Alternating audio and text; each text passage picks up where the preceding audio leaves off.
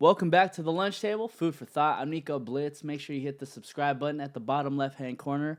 Apple Podcasts, SoundCloud, YouTube if you want to see my face for an hour. Also, the beloved iHeartRadio app. Shout out to my guy, Bobby Squires, a.k.a. Big Rob, a.k.a. I don't know, man. I've known that fool since I was like 14. Fun fact about us, we actually started turf dancing right when like it kind of started off, and Bobby has this crazy piano move that you guys should really ask him about, right? So he's currently in Vegas right now, and he hit me up literally just yesterday, and he said, hey, you should interview my homie, and put us all on a group chat on IG. I'm checking him out, and I'm like, oh, he has this project out called Honey Part 1, insinuating that there's going to be Honey Part 2, 3, and 4, also according to his bio. And I kept on looking at his name. I'm just like, why does he go by Dontae Adisa and also Tavior Mowry? And I kept on looking at it and looking at it and looking at it. I'm like, oh, no way. He's like the little brother of Tia and Tamera and also Tahj. So we're going to go by Dontae Adisa right now. Yes, what's poppin', man? What's good, man? So I have an idea of why you go by Dontae Adisa. Okay. But I'd love to hear it. well, my thing is, maybe you don't want to take up the Mowry name initially, so you got to go by an alias? It's kind of like, all right, so Dontae, that's my middle name. Got you. So, and like, if you're at like the Coffee Bean or like the Starbucks or like wherever someone needs to take your name, I just tell them Dontae because like Tavior is like Tavior. crazy difficult for people to understand. I'll just be like, oh, it's just Dontae. So I always like my middle name. And then Adisa, it comes from Yoruba. And it's like, it means like one who makes his meaning clear, or like the lucid one. Oh, wow. Yeah. I've like found it on the That's internet. tight. So then you must have like some crazy lucid dreams then. I actually kind of do. Like, not gonna lie. I be having some wild dreams, man. What's the most recent one that you can remember? Got him. Bro, all right. Got him. I don't know what this means, bro. I really don't know what this means. But, like, I got my haircut, like, a couple days before this dream. So I think this was already in my subconscious. But Drake was in my dream, bro. And, like, I was giving him a taper. And like the symbolicism of that is like way out of pocket, bro. Like I don't want that. But like I was giving him a taper, bro, and then I woke up from the dream. I talked to my homie Chaz, like one of my best friends, and like my manager, and I was just like, bro, like Drake was in my dream and I was giving him a taper, and then he texted me back like, so you ran his fade? And I was like, no, not at all, bro. Hey, man, if you could run his fade, that's a pretty crispy cut. You know what I mean? Like you've seen the album cover for Nothing Was the Same, and I'm like, God damn, now everybody got the little loop. Everybody's fade looks fresh as fuck. If you did that fade, commence to you. Man, I don't know. That was like probably on the more comedic side, but yeah, I definitely have like a bunch of dreams with like a lot of different. Have you had like a scary lucid dream? Oh yeah, all the time. Like it would not necessarily like a lucid one, but it'll be a dream where like I know that this is going on. I know that I'm in a dream, and I'm kind of just like experiencing it. Yeah. And I don't really feel necessarily scared. It's just like, okay, like what's going on in here, and like what am I being told? Because like I feel like we're spoken to in our dreams. I mean, for that particular dream that you're thinking of, what was the message? I have no idea. You have no clue? No clue. Like, I know what running phase means on the street, but, like, that's not what I mean at all. You know what I'm saying? But, and then sometimes you just have, like, random dreams. Shit, like, bro. Dreams are dreams. Drake could definitely catch a fade thanks to the Raptors winning. I'm just saying. Not from me. Not from me. Maybe a whole bunch of Warrior fans at one time, but not from me alone. That motherfucker's buff as shit now, bro. Yeah, he is. He's getting swole, bro. So, God, fucking dreams, man. Dreams are crazy. So, I remember whenever I'd have lucid dreams, the way I would escape was by wiggling my big toe. Okay. What was your escape? How did you how do you get out of your lucid dreams? Like wake up? How do you wake up from it? It's usually if I'm experiencing a dream and it's not true, like it's a dream that's like this isn't cool, like I can't I can't make an auditory response. So like if I'm screaming, I'm just like, but you can't hear anything, and that's like so scary. It is, and then like sometimes I just wake up like hella frightened, hella sweating. Facts. Yeah. Facts.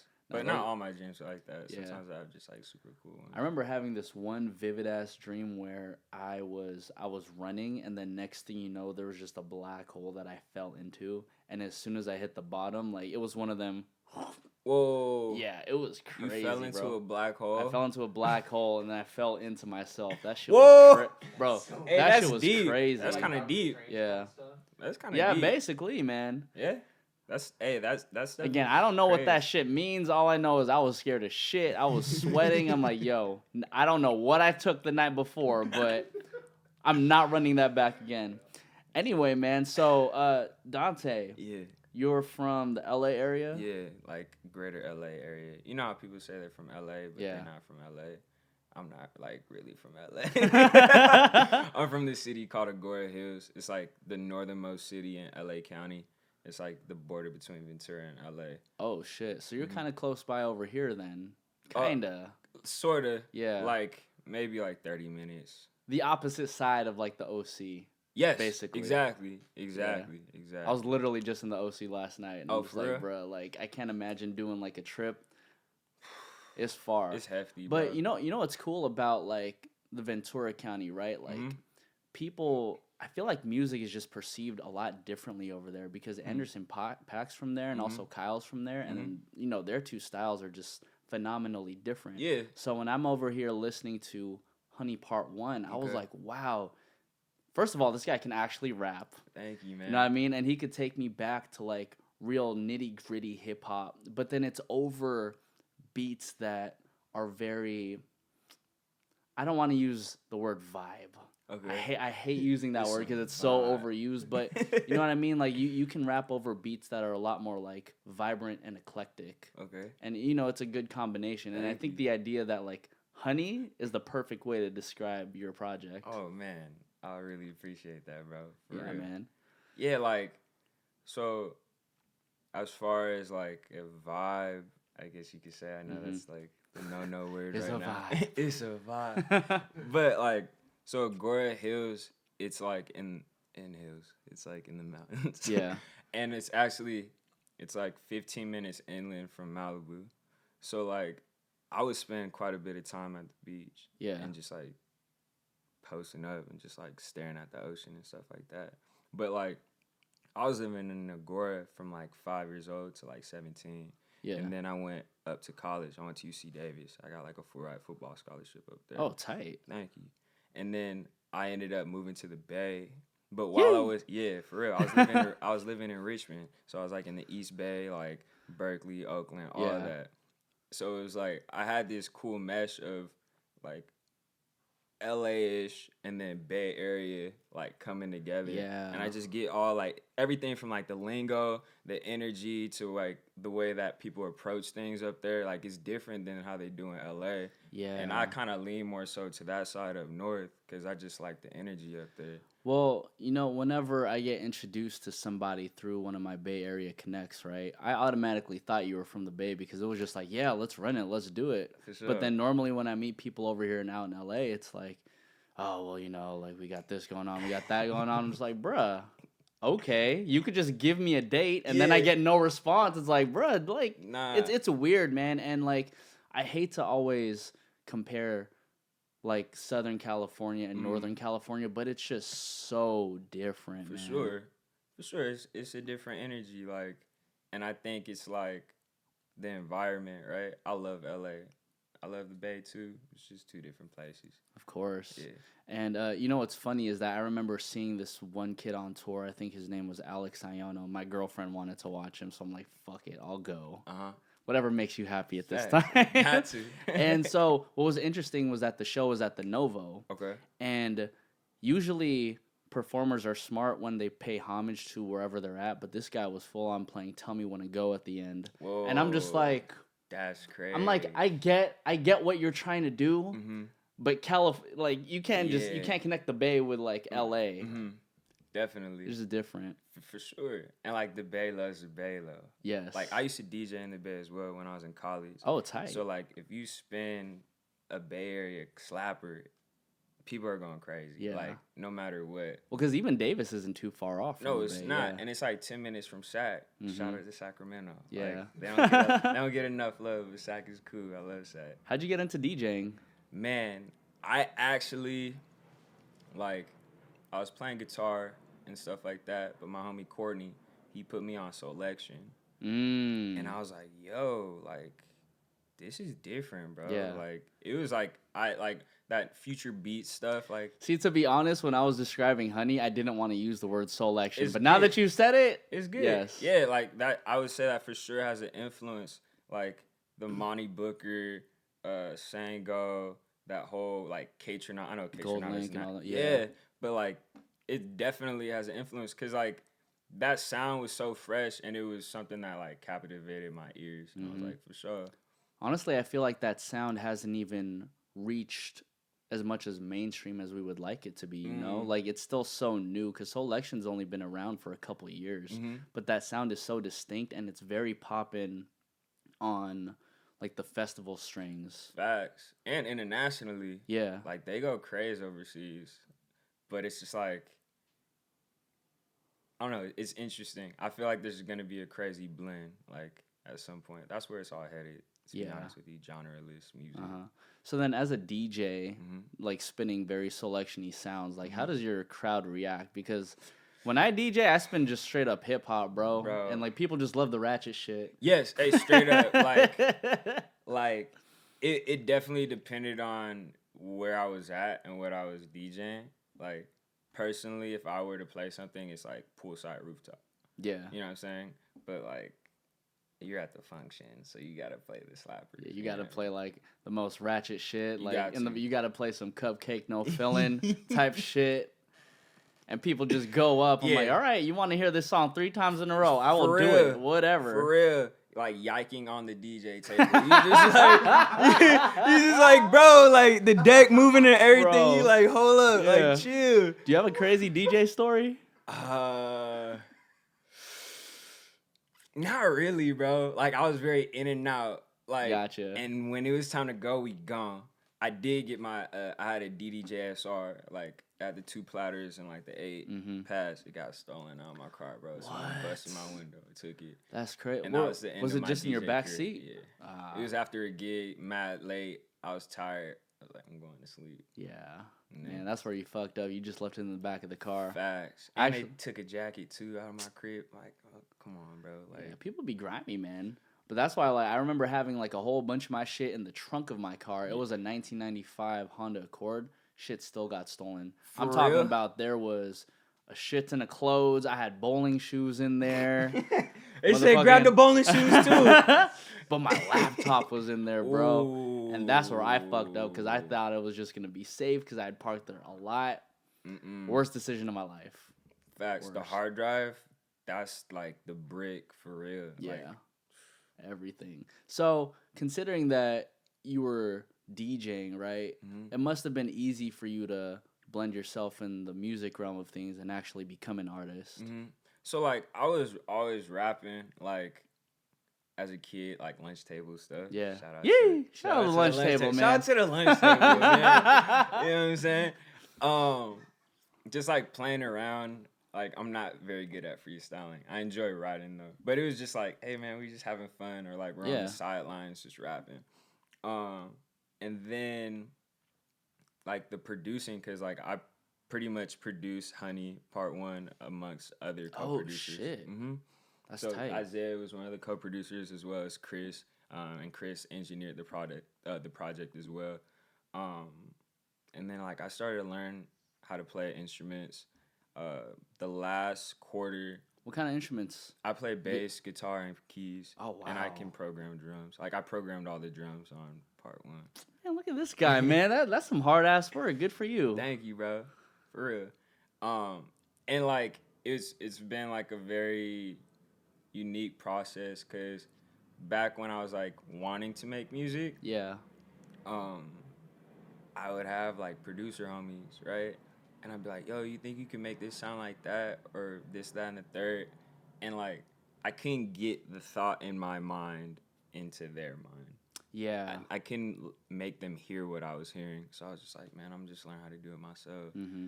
So I just went on this crazy, like, 5-year saga of just being enveloped in just YouTube. Whoa. And like, when I graduated college, I canceled my Netflix subscription. Like, I didn't have I stopped playing PlayStation. I haven't had cable for like 7 years. Wait, what year did you graduate college? 16. So you've been out of college for 3 years now. Yeah. And then your purge from like Netflix and PlayStation happened in 2016. So it's been 3 years roughly. Yeah, bro. And that's why Isaiah be beating me in FIFA because I haven't played in a while. Straight up. Like, bro, the only reason why you winning is because I haven't been on the sticks. Yeah. Exactly. Hilarious. So then you went on a purge. Yeah, bro. Why? It was just that important for you, huh? Man, all right, check this out. So, the very first day after I graduated, my first job, I was essentially working for a wine and beer distributor. Mm-hmm. And I was working in the Bay Area. So, like, I was working in the East Bay. That was, like, my territory. So, like, everywhere from, like, Pinole to, like, Alameda out to Orinda. Like, that triangle, right? Yeah. I was in all the Safeways, all the Raley's, and I was putting beer on shelves, bro. And, like, bro, I walked off the graduation stage, got home, moved out to El Cerrito. Next day, I'm putting beer on shelves. And I'm like, wait, hold up, bro. Like, I just graduated from college, and I'm putting beer on shelves. But, like, I was passionate about moving to the Bay because I just wanted to be in the city. Yeah. Like, I wanted to be around there. So I was like, bet. Like, I found a job. I'll figure it out. What did you even get your degree in? I got it in sociology with an emphasis in law and society. God, that is so far off from. Yeah. Holy shit. Yeah, bro. Like, this motherfucker like putting beers on while he still got the graduation cap and gown. no, facts. That's what it felt like, man. And then like I ended up transitioning into this like wine salesman job. Yeah. To where like I was selling wines, cause you know wine country is just like north of the Bay, like shout out Napa. Yeah, Napa, Santa Rosa, all that stuff. It's beautiful up there. So I like learned a lot about that industry, but like that wasn't where my heart was. Yeah. But it was putting food on the table and like a roof over my head. But the passion stemmed from, yo, I'm doing something I do not want to do right now. Mm-hmm. Like I know what I want to do, so I'm gonna take the necessary steps to get to where I want to be. And if that's like sacrificing and being like, yo, like I can't kick it with y'all tonight, or like, nah, I'm gonna just stay back and like figure out how to play this scale. Like, wow. Yeah. You know, I love it because it just seems like you had that immediate switch. Like you weren't sitting on the couch thinking, should I turn the light on or should I turn the light off? Like you kind of just got up the couch immediately and said, I need to turn the switch on. And it's rare to find somebody like that because normally what ends up happening is that people kind of just linger and think about like, should I do this or should I not? But I'm kind of I'm really interested to know like how that switch just happened so immediately. All right, so what happened was, bro. I feel like you got stories on hand, bro. I do. I'm so sorry, man. No, it's all good. I love it. Like, so what happened, like, I was playing football, and then do you know what a red shirt year is? Yeah. So, like, I red shirted, which was cool. Like, I didn't have to, like, do anything, living the whole college thing. Then my red shirt freshman year, the first game I started, I played running back. We were in South Dakota, and I blew out my shoulder, bro. I had a third-degree AC separation, so I had to get, like, AC reconstructive surgery, and I was in a sling for, like, 4 months. Man. So when that happened, I was like, yo, like, football really isn't the jam, like, at all. Like, I don't want to go any further than this level. Yeah. Like, I'm going to get this degree. I'm going to keep playing. Whatever happens, happens. Then the last game of my junior year, I ended up getting, do you know what your sesamoid is? I'm sorry, bro. That shit sounds weird. What's that? All right, so like you know how your thumb's like your big toe? Yeah. Like there's these two little bones right here, and like if you bend your thumb, there's these two bones, and they pull on that tendon, which creates that bending motion. Yeah. So like you know the ball of your foot? Yeah. There's two of those bones right under the ball. I split one of those in half. So you couldn't even walk. Well, it was painful to walk. So after it was the last game of the season, going into my senior year, they're like, yo, we can either remove the bone and you could play your senior year. We'll just put like some artificial thing in there to fill it. Or you can like let it heal on its own naturally and you might not be able to play your senior year. And I was like, bruh, God put it in me, you for sure not taking it out of me. So I ended up medically retiring my senior year. Man. And that was crazy, bro. Like, well, because did you have plans of being a professional football player? Ever since I was a little kid. But, like, I wasn't going to the league. I'll keep it lit with you right now. like, straight up, I wasn't going to the league. Yeah. And, like, even if I could, I don't think I would, man. Like, there's a lot of risk, well, bro. Because the lifespan for a football player is, like, less than, 5 years, roughly? Facts. And the bag's not even as nice. Yeah. Like, if I was playing soccer or baseball, like... Shit, and you still got Brady owning the league, so it's like, like, the fuck? I'm not competing for a championship right now. Exactly. I'm just trying to feed my family. Yeah. And that was crazy, bro, because I had been playing football since I was, like, 6 years old. So, like, 6 years old to 22, that's a lot of time of identifying with what you were. And that was, like, the beginning of me understanding that, like, what I do isn't necessarily who I am. And I went through like a crazy identity crisis in college, bro. Like I went through depression, I went through anxiety, and like through that process and just walking in that, passions were revealed to me, and then ultimately that drive to pursue where my heart was leading me or my desires were is what ignited that initiative to just be like focused. That's beautiful. Thank you, bro. No, seriously. Thank you, man. I don't even know what to say. Like that was just so well put. I appreciate and that. I think what I'm really getting at is that it's the beauty that, like, I really feel that energy off of you, and I could feel like the place that you were coming from because, lo and behold, we just seen both KD and Clay out. You know what I mean? And that's just heartbreaking to me. So for somebody who had been training like essentially their whole life to become a football player and then get pushed down literally twice. Like, it's amazing that you were able to bounce back off that situation and realize there's more to life than just football. There's more to life than something that I've been doing for a majority of my life. And to me, forfeiting the idea that you could continue becoming a professional athlete is one of the hardest things anyone could do because you're literally forfeiting the dream that you've had set for yourself. I, like, for sure, but, like, I'm a firm believer in, like, whatever's for you is for you, you know what I mean?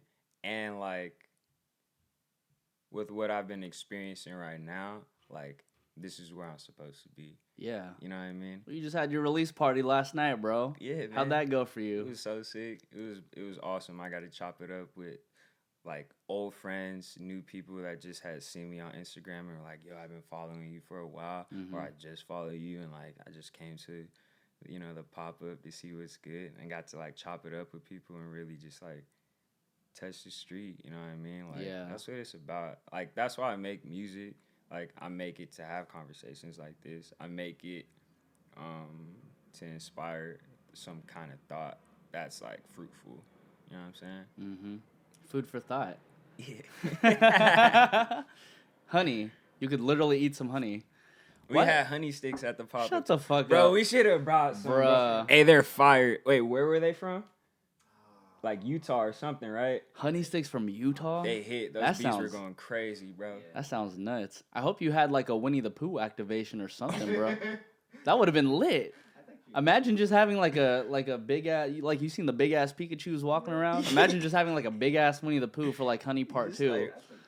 Yo, I'm just saying, bro. Hey, just give me my 5% right now. We good.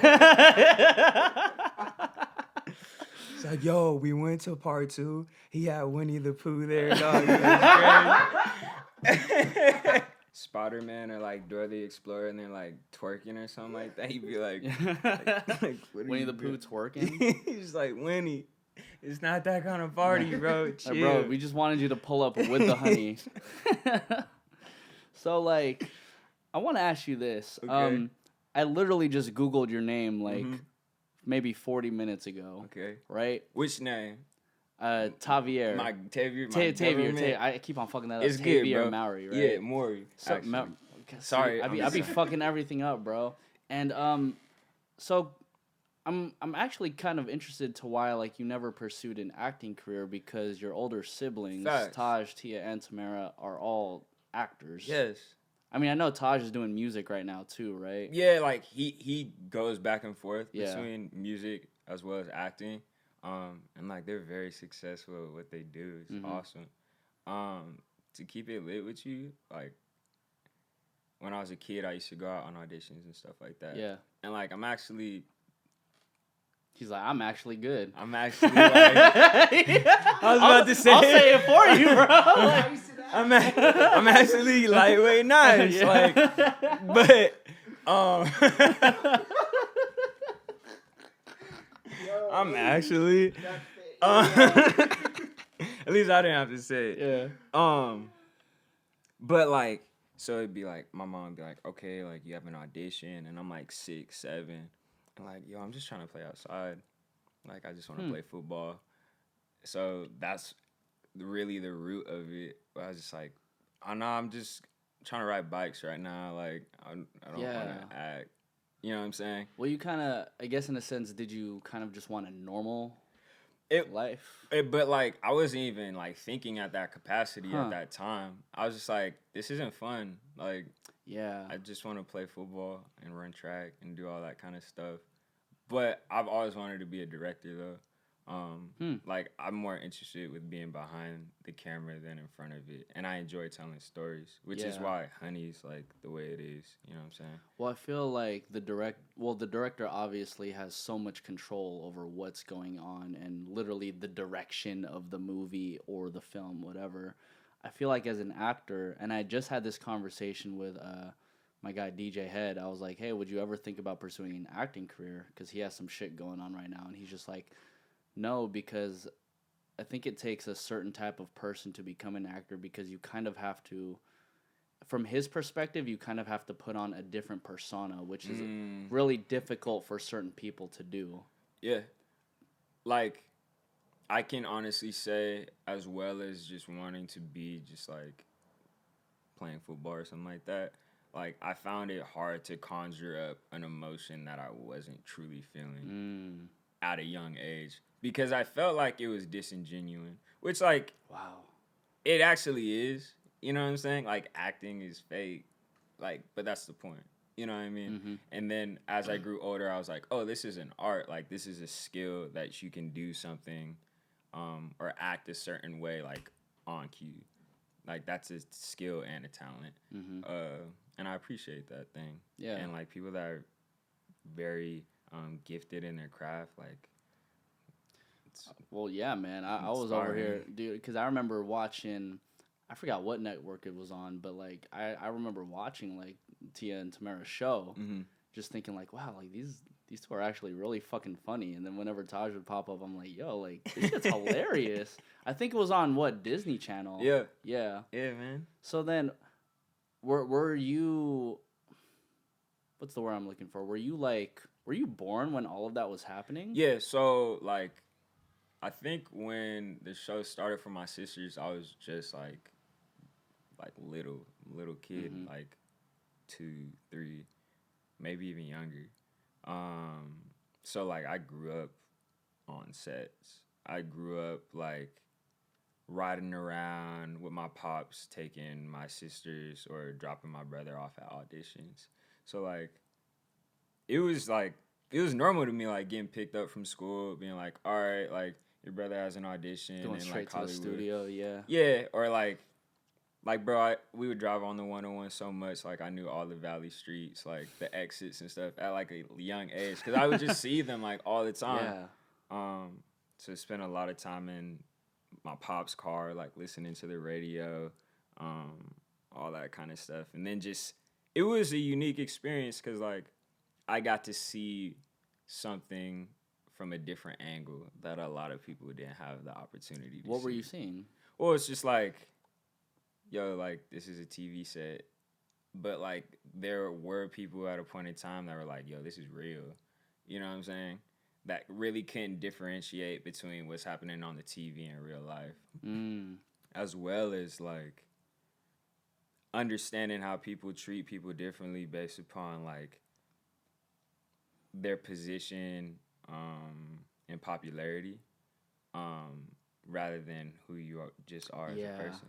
So it's like, I've experienced being treated a certain way because people know who I am. Yeah. And then being treated a certain way just because they see me as Joe Blow on the street. You feel me? And then my favorite thing, bro, is when people, like, are interacting with me, like, in a certain kind of way. You know what I'm saying? And then, like, it clicks for them. And then, like, witnessing the switch up. And then I'm just like, bro, you're Aladdin right now. Like, oh, bro. Like, it's like you were cool, and then it just... But it's cool because, like, I'm still, like, cordial. I'm still, like, nothing flips for me. But, like, that is true. But, like, I know the deal.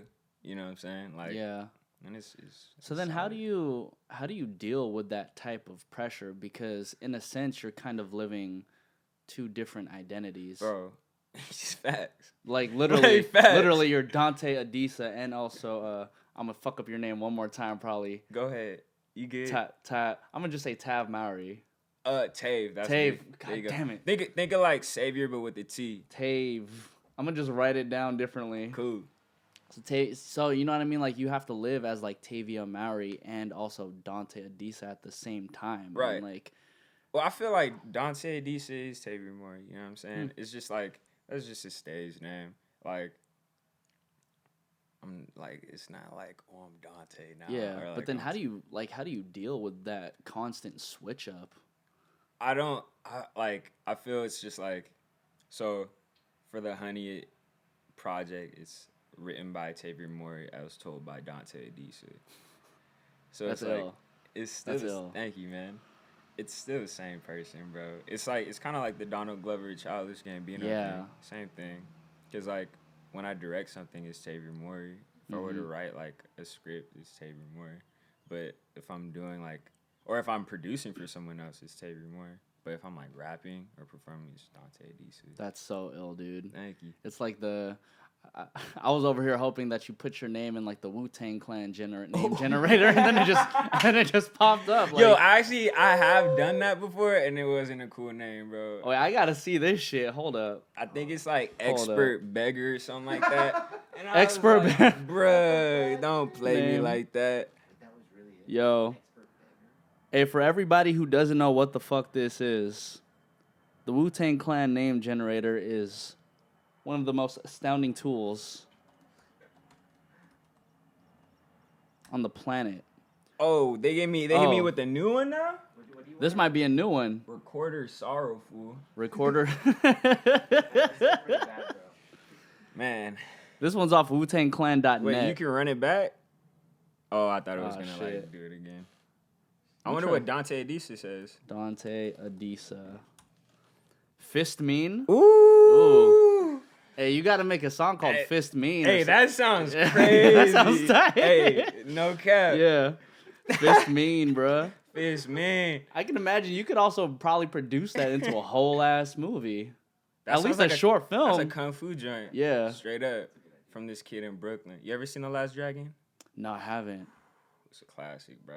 Bruce Leroy. It's like about this like black dude in New York. I forget which borough, but like it's like kung fu-ish. Yeah. It's dope, bro. You know what I love about kung fu movies especially, and also like, you know, Kendrick Lamar and what he was doing a couple years ago with Damn, is that black culture and Asian culture mesh so well. Oh, it's so fire, like, bro. I have so many like black homies who are into anime, like more than me, and I'm just like, facts. Hey, that's tight. Hey, no cap. Before I did that, like, I had to cut myself off from Netflix. I was deep in Naruto, bro. I was so deep, bro. Oh my god. That joint is crazy, bro. There was just so many filler episodes. That's true. That's true. So many to go through, and I'm just like, I can't get through all of this shit. Let me just what happens at the end? Fact. Let me just know. Yeah. But I mean, I still find myself watching Netflix sometimes because, in a sense, like being in this industry, man, like you're just so on demand. Mm-hmm. Where to the point where you need to find moments where you can really decompress. Trying to understand your situation. Like, what are things that you do to decompress from everything going around in your world? Bro, I be praying. Wow. Super tough, man. Like, that's the root, like, straight up. Is your family very, like, religious? Oh, you're Christian? Okay. I wouldn't even consider it, like, religious, bro. Of course. Because religion, that's, like, something that's based upon, like, traditions and things like that. Definitely divides. Without a doubt, bro. It's more so a relationship because, like, just how I was speaking to you about, like, my identity and stuff, like, the fact of the matter is that, like, the Creator created me, bro, and just as He created you. And it's, like, that's all the value I need. Like, I was crafted with an intent and a purpose. So it's, like, not to delve too deep, but, like...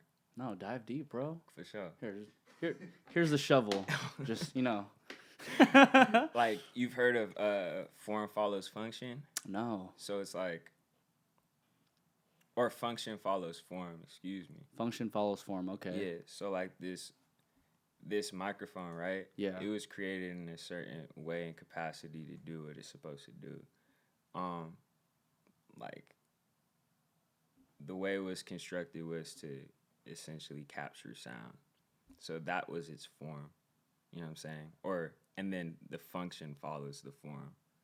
Are you following what I'm saying? Kind of. So, I mean, form follows function. Or function follows form. Yes, function follows form. So someone builds something in order to capture audio. They want that function, and then they form it into this microphone that we have. It's materialized into this. Right. Is that what or you're actually, at? you can. That's crazy because I never thought about it that way. It's actually you can look at it from either side, because it's like if I want to make something do something. Let's just say I wanted to make something capture sound. I'm gonna create a microphone. Yeah. If I wanted to create a microphone, I make a microphone so it could capture sound. So you see how they're like intertwined with one another? Are you following me? That makes sense. Cause in a sense you can make something completely random and just really God. It's like right here. It's right here. But it's like you can just get a whole bunch of compartments like this and just say like, it could be a device in which you can communicate over the phone, or it could also be a device in which you can enjoy like some sort of entertainment. Yeah. And not knowing that when you create something initially, you don't know how many limitless functions that one thing can have. Exactly. Like, for instance, what I was thinking about going back to the microphones is that the function of this is just to capture audio. However, when you add something else that has a separate function, aka the video cameras, like now its function is also to, like, it's also in a sense to look good. Like, you know what I mean? Like, you want the audio to be captured. Like, you want to get like that atmosphere that we're really capturing the audio, as opposed to like having like fucking IFBs on us or some shit. Facts. So it's like that's so sick. Like, I never even thought about it in that way.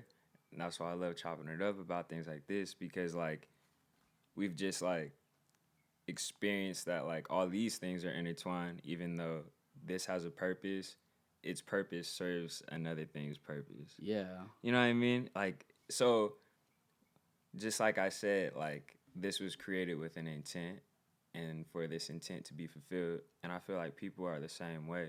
You know what I'm saying?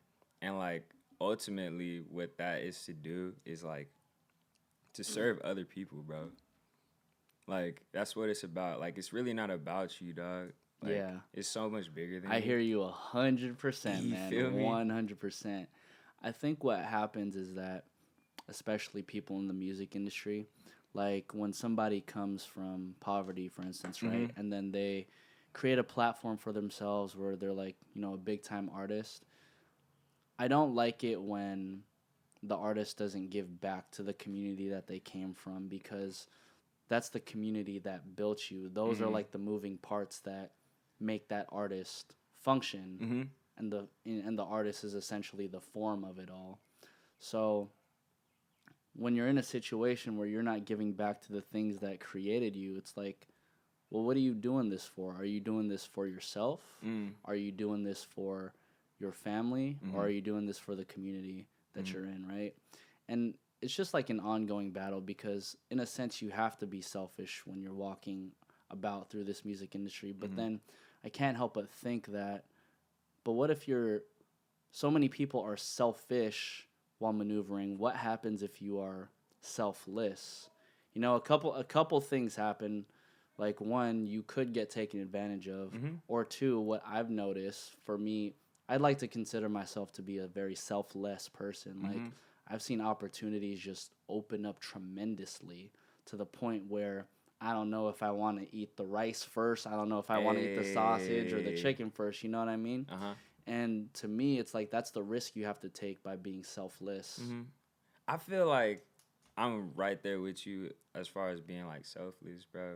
Because like at the end of the day, all my needs are going to be provided because I know God's got me, like, straight up. Yeah. And it's like, at the end of the day, like, if I get taken advantage of, if someone does me wrong, like, they don't have to take it up with me.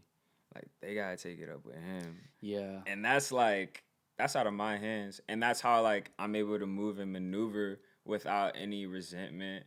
And and I'm so light because, like, I don't harbor any, like, unforgiveness.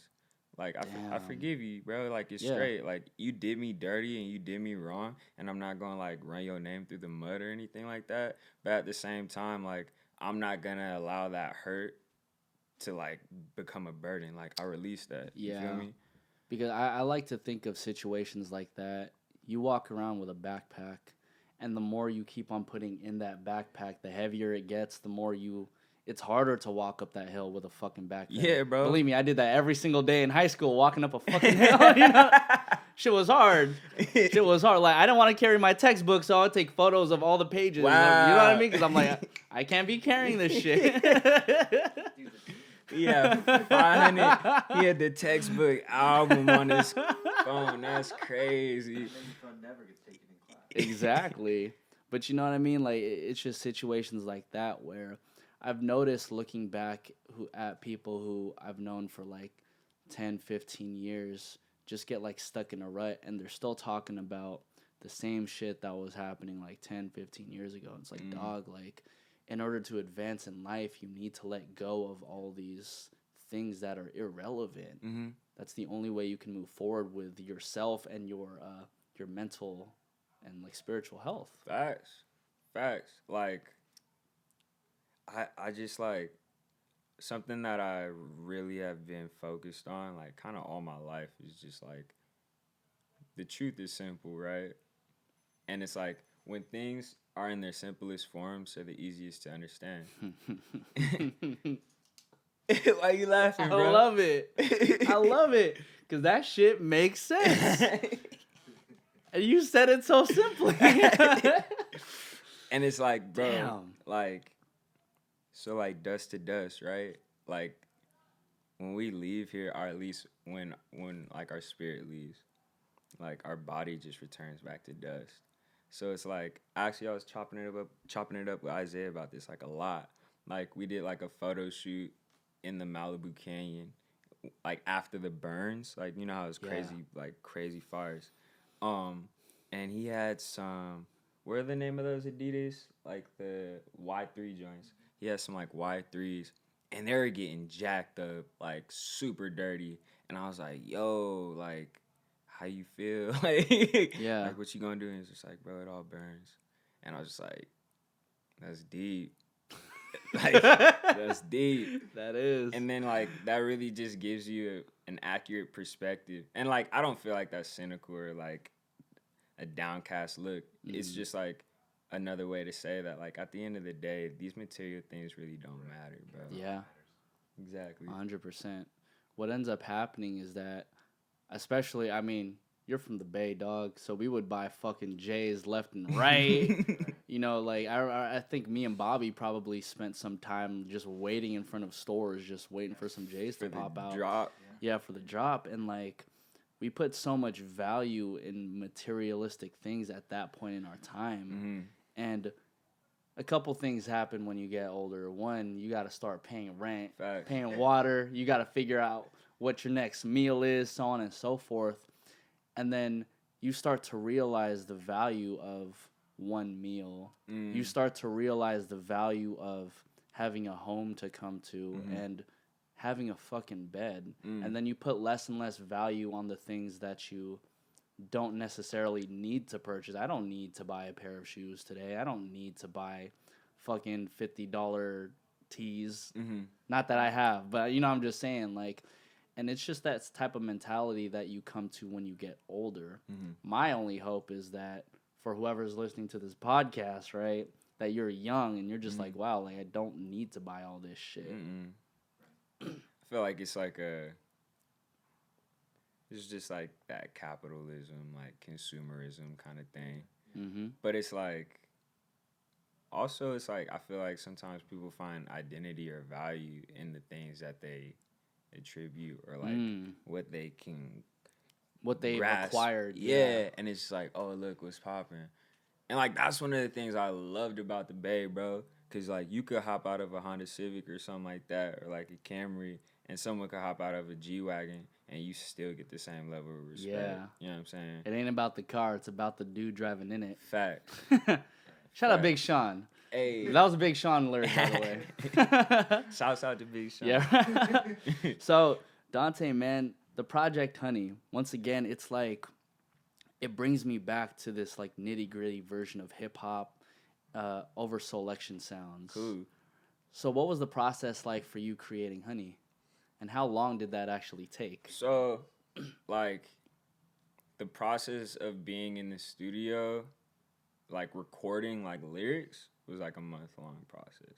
Making of like the beats before we got in the studio, and then like making them even better, like I'd say probably over the span of like 6 months. Oh shit. So, but like that's also coming into like the territory of like, okay, I want to make an album that's 4 parts and I want to tell this long story. And then how much do I squeeze into part 1? Yeah. Like, it was like a lot of planning. So it wasn't like all that time was in part 1. It's more so like working the foundation of all 4 parts of Honey. And then like the merch and all that stuff too, like, and marketing and visuals and stuff. Yeah, so then how do you break down, because even part 1 has what, about 10, 12 songs-ish? It has 9, actually. 9 songs, right? So then how do you break down 4 parts and end up with 9 songs on the first part? Well, like, if I had it my way, bro, I looked over at Isaiah, because my manager, Chaz, isn't here, but me, Isaiah, and Chaz, like, we're in this company called Sword, Stillwater's Run Deep, SWRD. And, like, I would go back and forth with Chaz, like, yo, like, I want part 1 to be, like, 15 songs. And he's just like, that's too long. Yeah. That's too long. And I'm just like, all right, what if I do, like, 13? He's like, that's too long. That's too long. So he just kept, like, chipping it down. So I originally wanted to do Honey in 2 parts, 15 and 15. But I actually finessed them. So I was like, if I can do 4...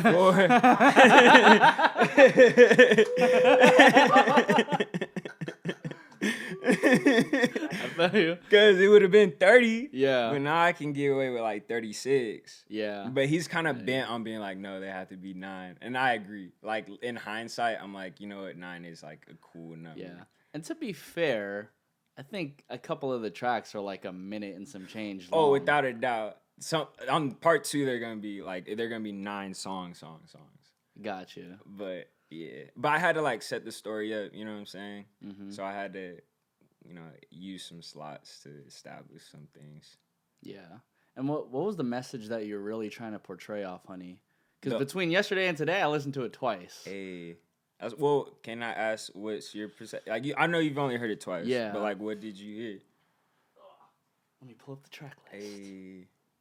I work better visually. I feel you. Because what I was getting, where are you? There we go.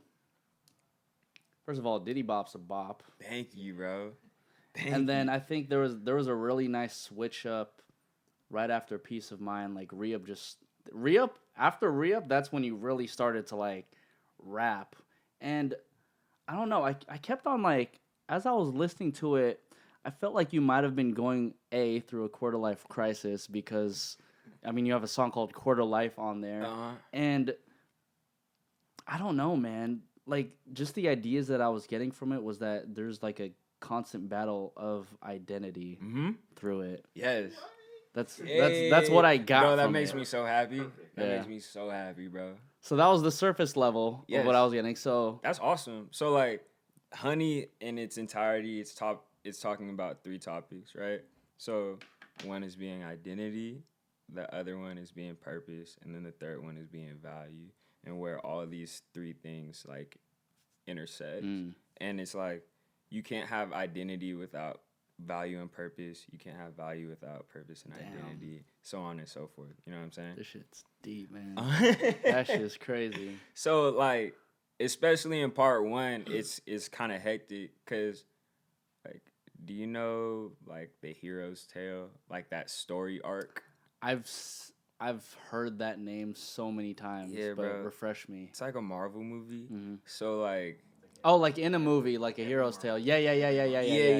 Where it's just like, oh, like he doesn't know what's going on now. Like it's popping, and then like, oh snap, now it's there's sad. a problem. Yeah. And that's pretty much how I've been writing Honey, because that's how stories are told. You know what's so crazy, and I'm getting it right now, is that your brother and your sisters, excuse me, your brother and your sisters. All in the acting realm, and they're able to be these characters. You know, your brother, Tia and Tamera can be Tia and Tamera, then your brother's going to be your brother in, like, whatever they end up doing.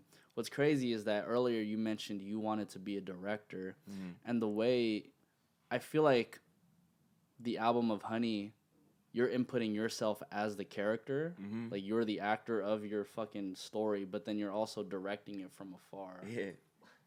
Yeah, kind of nuts, that's bro. Crazy. It's just kind of nuts. But that's the written by Tavior Mowry as told by Dontae Adisa. Shit. Hey, man. I'm so happy. Actually, listen, bro. That's all I'm saying. No. I'm so happy. But it's dope because it's like you make something with an intent, right? Just like how we're talking about, like, function follows form, form follows function. Like, I was like, yo, like, I want this message to be heard, and I want it to be perceived in this way, and I want it to be received that way. So, like, us not having a conversation, you not having any insight as to why I made that or the reason how I made that, but you received what I was trying to do. Yeah. And that's the best thing that I can hear, bro. Straight up. Because it's just like, we set out, Sword and everyone else that's been a part of Honey, we set out to do something, and, like, the fruit of it is here, man. And I'm just so happy. I'm grateful. That's awesome, bro. Yeah, man. Longest podcast I've had was actually an hour and a half. And it was with like an 18-year-old. Shit's crazy. For real? Yeah. She taught me so much about life. Really? Because, dude, she's literally like a decade younger than me. And she just had so much perspective about social media and the way she perceives things. It's nuts. That joint's crazy, bro. Like, I got nieces and nephews, bro. And it's like... Okay, so, like, you know how I said, like, I'm not really on TV, like, crazy. Like, I do watch TV every now and then. But whenever I'm over my sister's house, like, I have to get Creed, my nephew. He's, like, he turns 8 this month. I have to get him to, like, work the TV for me. Cause, like... It's like, look, y'all got this random-ass TV. You big remote, like, all these buttons, bro. Fucking coming out the couch. Yeah, like, what is going on? I was like, Creed, how does this work? He's just like, it's easy. Uncle, give me that. And I'm just like, thanks. Let me ask you this. What does your family think of you and your music? A lot of it, what they had seen up until the release of music was just like, I'd come home from college or up north for like Thanksgiving, and like I chop it up with everybody, we eat or whatever, and like we'd all be in the living room, but I'd have headphones on, and like I'd have my MIDI keyboard and my laptop right next to me, and then just like, yo, it's like he's here but he's not here. Yeah. And like I did feel kind of like messed up about that, like in hindsight, because I was kind of like isolating myself because I was so focused on what I wanted. But they listen to the album and they're proud, and like that's what makes me happy, because it's like all this was like not for naught. You feel me? So yeah, bro, that makes sense. I was literally just talking to my last guest, Madison Deaver, about this, and I think one way or another, as artists, we all look to get our parents' approval. Facts. You know what I mean? And it's not like on some I need it, but I mean I want to say, especially in your situation, dude, considering the accolades that your siblings have done, it's really cool to get that stamp of approval from your parents, considering that you're also taking like a whole different career path, man. Right. It's definitely been something that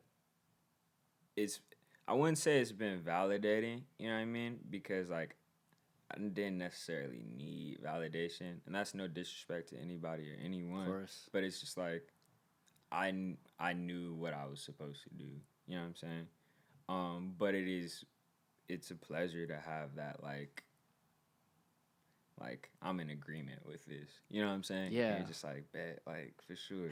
Like, awesome. Yeah.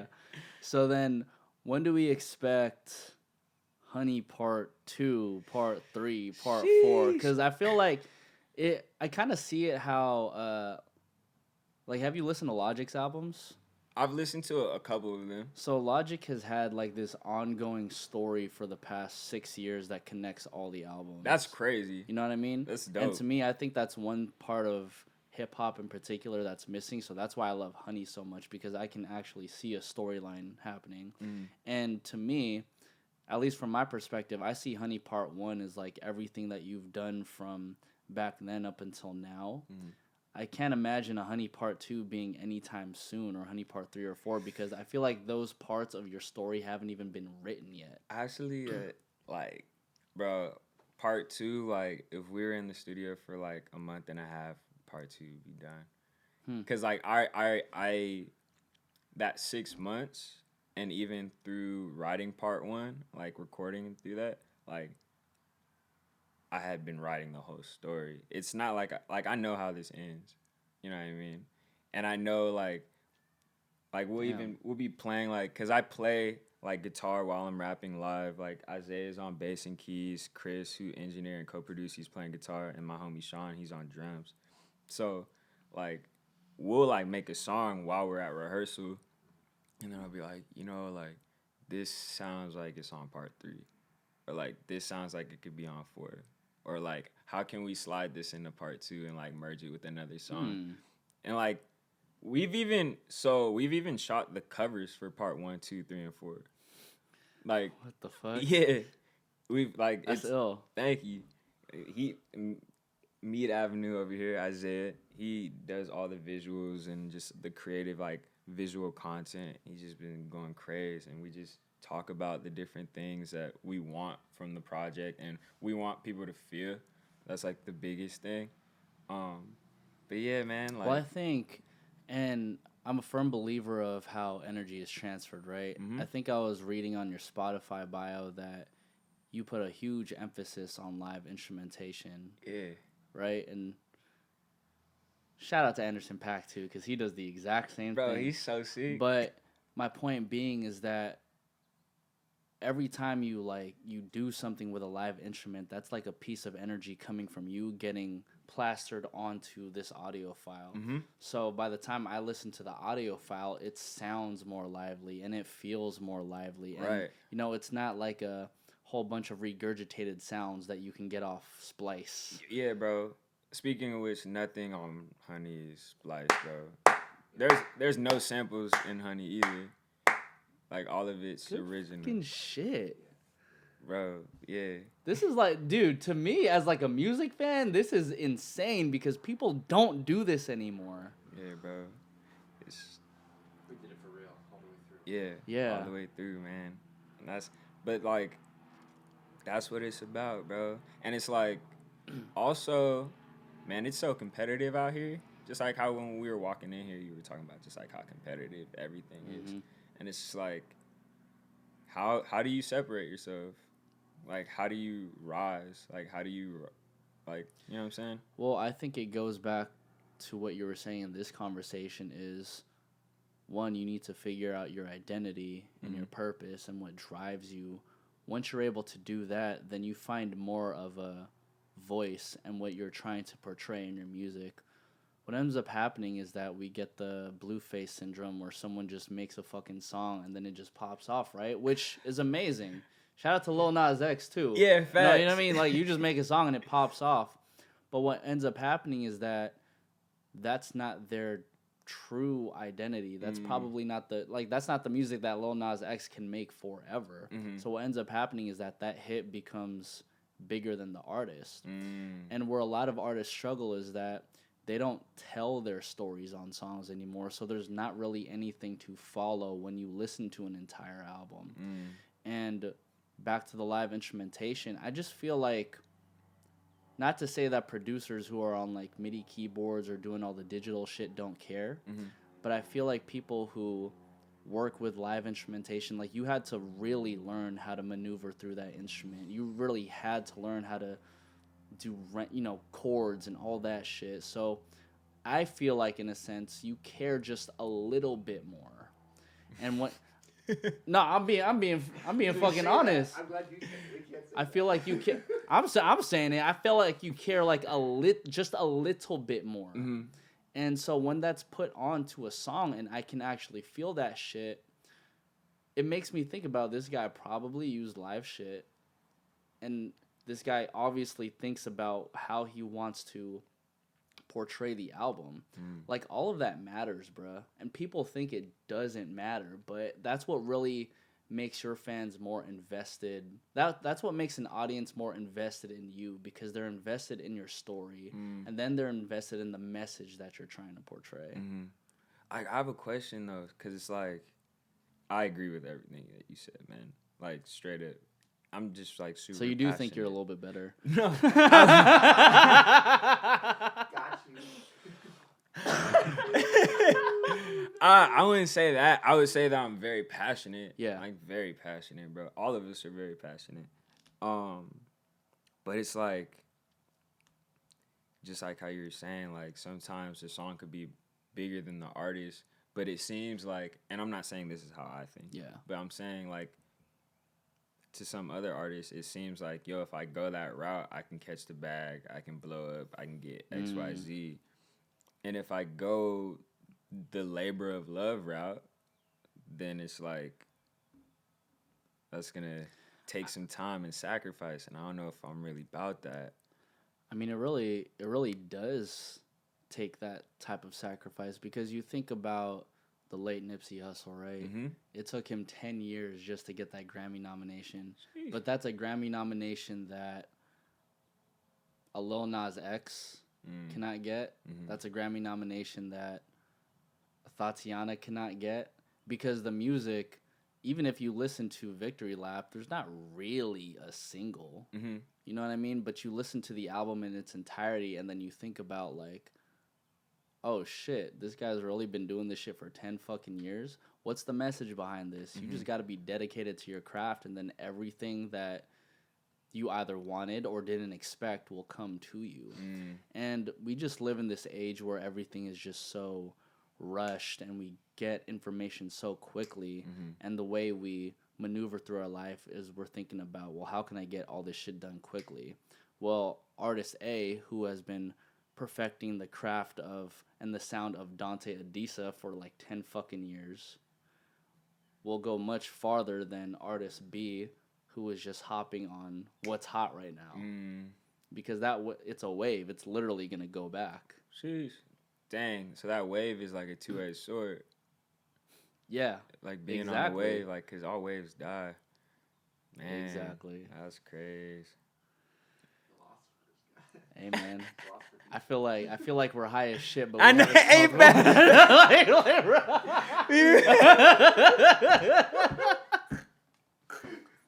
So many times it's just been like. He's yeah, like, so yeah, bro. If you really think about it, it. oh my god, dude, this was probably one of my favorites in terms of like, we just got deep into so many fucking holes, and I'm like lost, but I'm also found at the same time. That's dope.